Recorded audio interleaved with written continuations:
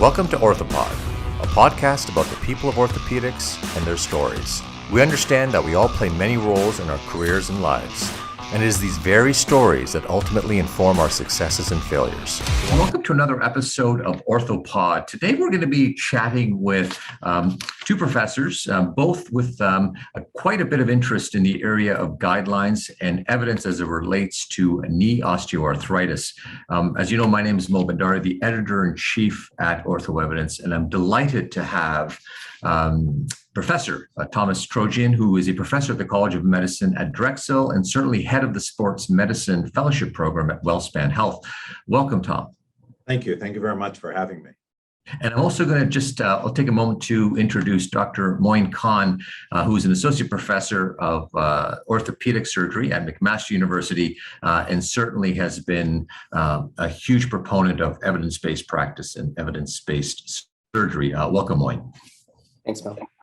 So let me begin, if I could. The American Academy put out its revision, I would say, or updated guidelines on knee osteoarthritis, Dr. Trojian, in end of August, I believe, of this year. I'm curious what your experience was like as a member of that deliberating panel, and any highlights from those guidelines that would be important for our listeners to be aware of.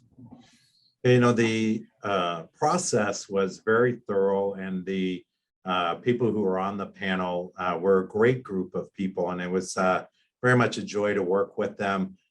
They were open to the evidence and tried to analyze the evidence without implicit bias that people had. So I very much thought the whole process went well.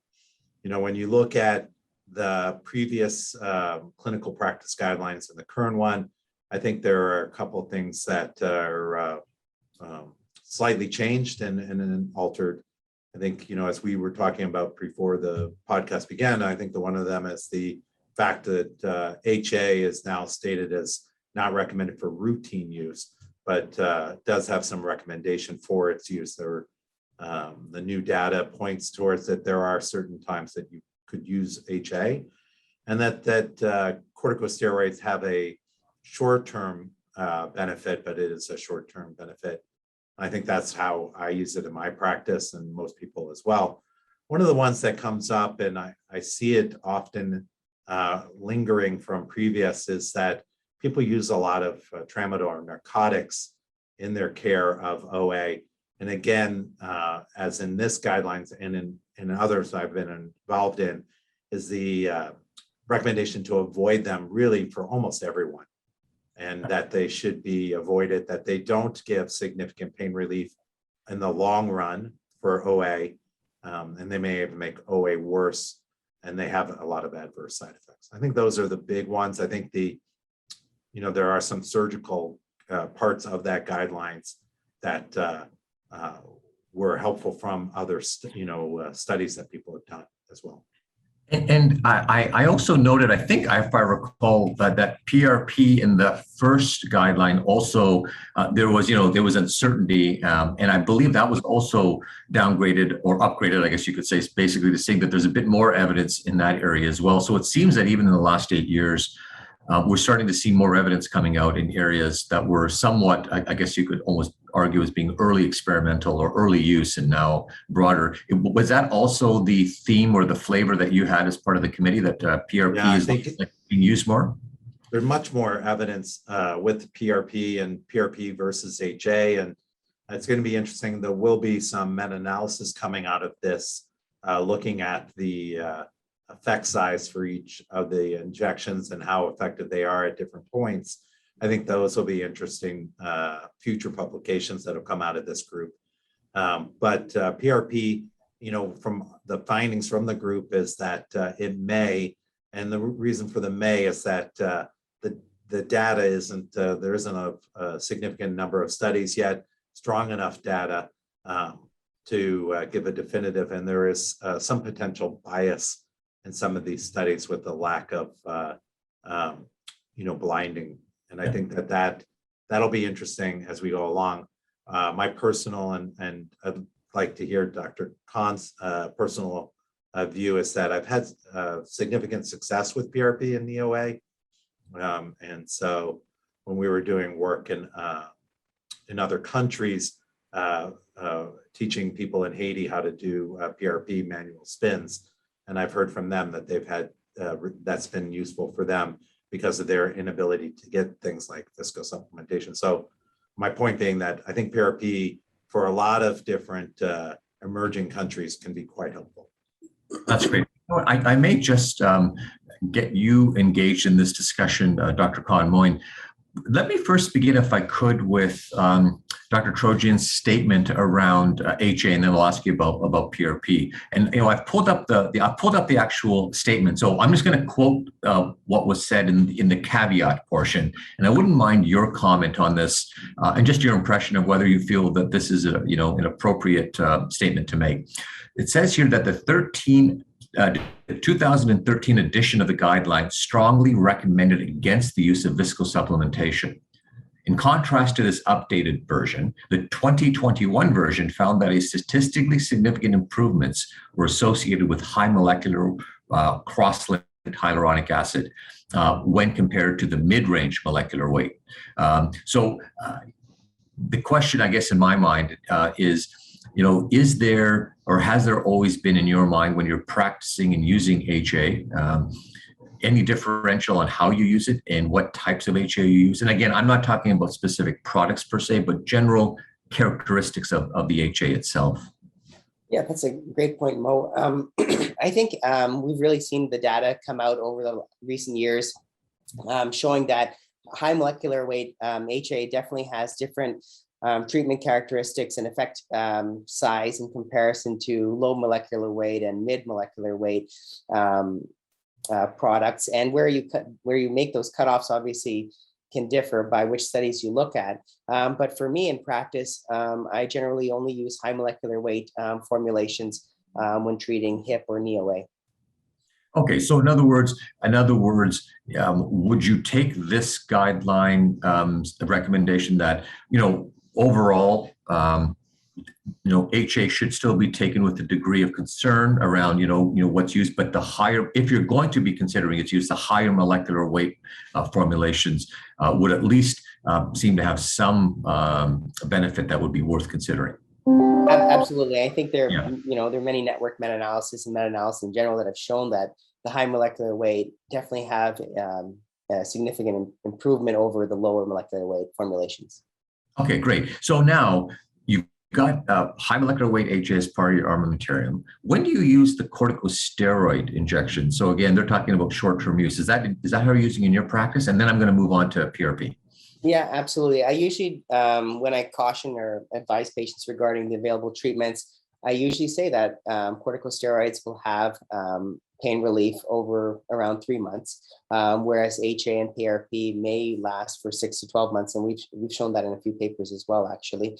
And there are many meta-analysis that show that there is longer lasting pain relief with HA formulations and PRP in general. So there's also, at least in Canada, there's a price difference for these formulations, and for patients that don't have insurance coverage, they may not be able to afford HA or PRP, whereas corticosteroids are relatively inexpensive. So that's oftentimes what makes a decision for a patient. Before I ask you about PRP, I wonder, Dr. Trojian, from your perspective, is there an algorithm by which you decide to use a corticosteroid over, let's say, a high molecular weight HA over, let's say, PRP? Yeah, if I'm going for a longer relief and I have somebody who has done their physical therapy still having pain and dysfunction, and they aren't having signs of a significant synovitis, I'll move towards HA injections. I think they give us longer relief. The phrasing that I use with my patients is, if you're taking your grandkids to Disneyland for, and I don't know any Disneyland stock, your grandkids to Disneyland in 2 weeks, come on in and get your corticosteroid shot to give you some relief. And I don't find that people get 3 months, and I think the maximum time to benefit study that recently came out doesn't show 3 months for corticosteroids. But I definitely see much longer relief with your PRP and your HA injections. So, okay, that's very helpful. Okay, so let me ask you this then, Dr. Khan. You have a patient. How do you decide? And it may just be an economic decision, but I'm curious. How do you decide? When to use? So it seems like there's fairly clear-cut decision making around a corticosteroid. But what about high molecular weight HA or PRP? Have you seen in your own practice a shift in use, or are there very distinct populations in which they're both being used for? Yeah, I think in general, both of those have had very good results in my hands, and I've been very pleased with both of them. And oftentimes it comes down to patient preference with regards to a few things.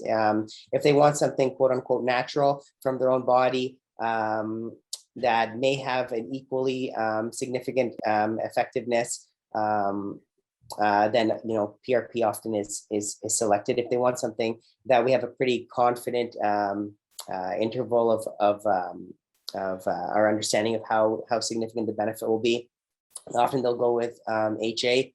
And then oftentimes it is a financial decision. What is covered by insurance versus paying out of pocket? And when you're talking about when you use this, we'll stick with this PRP HA combination at this point. So, is it earlier? Are the guidelines suggesting to us that we should be treating them earlier, later? When you look at most of the trials, they're often a mix of everything, and people say, well, when do you use them? When's the optimal time to use in this case, a high molecular? I'll keep saying the word high molecular weight so I don't confuse, the American Academy's potential position on this, but the high molecular weight HAs. Yeah, I use both PRP and HA, or high molecular weight HA, for mild to moderate arthritis. I don't generally use it for severe arthritis. Okay, Thomas, in your thing, is there ever an indication to go into the more moderate severe or versus the mild moderate? I think the evidence points more to the mild and moderate. It doesn't point towards severe. And I think, the difficulty is you have patients with severe OA, and they're still reluctant to get a knee replacement, even though that I think is the evidence points that they're the people who are over 55 with severe knee OA. Probably a knee replacement is their best choice, but and people use it, but I think we're not going the right choice there. I think if I was to had the economics for people, I would move them more towards PRP. For severe OA, for pain reduction, or which we touch on slightly as genicular nerve blocks, and move towards those for people. I think that those are good choices for people with severe OA who cannot get a knee replacement. Understood. One thing, I'm sorry, Mo. One thing I kind of have been liking with moderate OA is do combo injections of visco plus cortisone. And I found that has been very helpful as well. So that's something in my practice that's been useful. Right. When you say combo injections, injecting the same, so it's either a single formulation or you're injecting your choice of corticosteroid and or I'll say high molecular weight HA for this, but you're injecting that.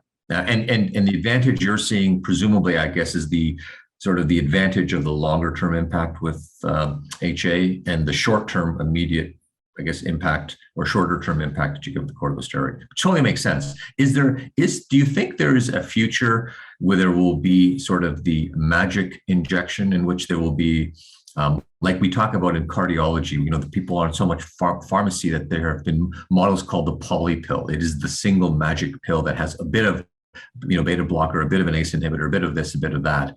Do you think that's the solution, or do you think it's much more a multimodal approach in the maximizing the non-operative management of knee OA? I wonder, I may start with you, Tom, get your thoughts, and then maybe Moin, your thoughts afterwards. I think I'm more towards the multimodal approach. I think there is a limited number of people that, corticosteroid with HA, with high molecular HA would be beneficial. Yeah. I think there are definitely people that, HA can be helpful with, but if they have a synovitis, if they have other problems, I think adding a corticosteroid to get the sooner, sooner relief that you get would be beneficial. And I do that. I can't say I do it on all my patients that I do a high molecular weight HA, but there are people who I will add a corticosteroid to. I think the future we don't have yet is there a combination? Is there some studies in other joints looking at the effectiveness of PRP and high molecular HA, and can the combination of them? I think as PRP becomes more and more accepted for intra-articular arthritis treatment and covered by insurance, we might have a combination of those injections. And an important point about, PRP, obviously there's so many different formulations, right? Whether it's platelet rich, platelet poor, even leukocyte rich, leukocyte poor, activated or not. So there's so many questions that need to be answered about what actually is the right formulation. And, there are some companies that are basically flipping it around completely, whether it's leukocyte rich, now they're actually going just platelet poor, right? Or platelet decreased. So, Yes. It's area of active research and we don't really know.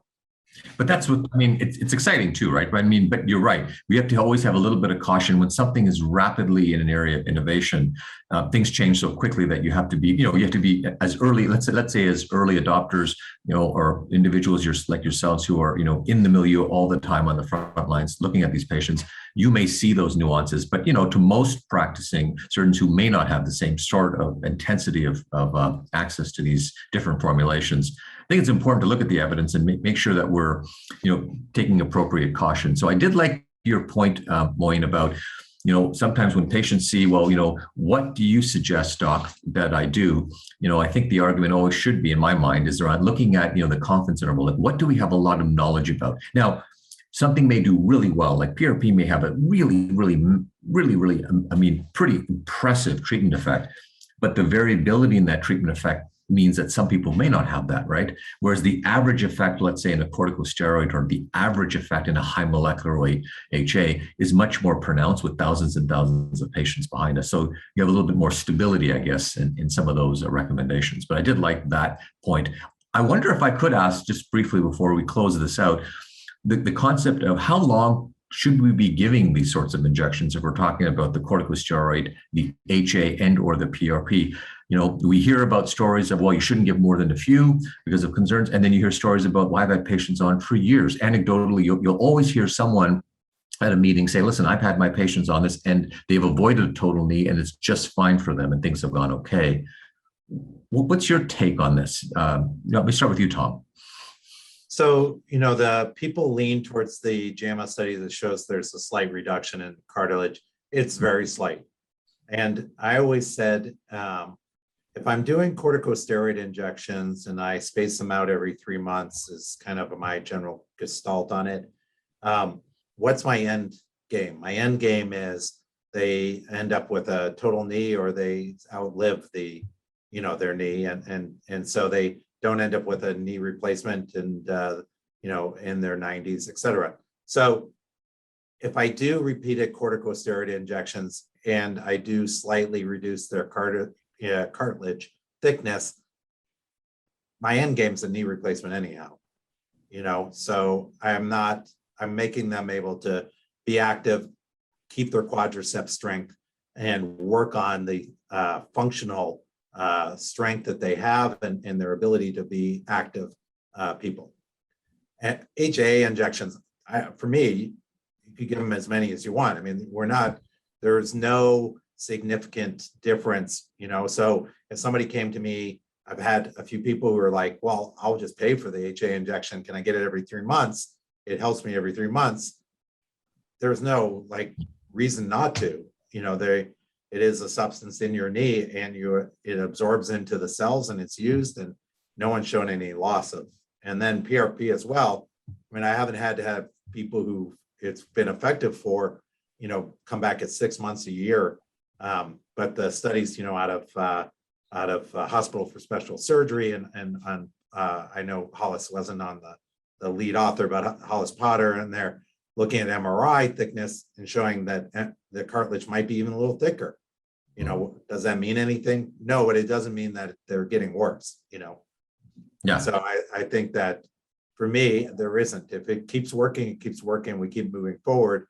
And I still think that we want to emphasize good physical, whether it's home physical therapy or formal physical therapy, to keep quadricep strength up, keep them active in that way and walking. I mean, you did quote that paper by McAlinden, I believe it was a JAMA paper, and I remember, the media took off with it like, corticosteroids bad for all.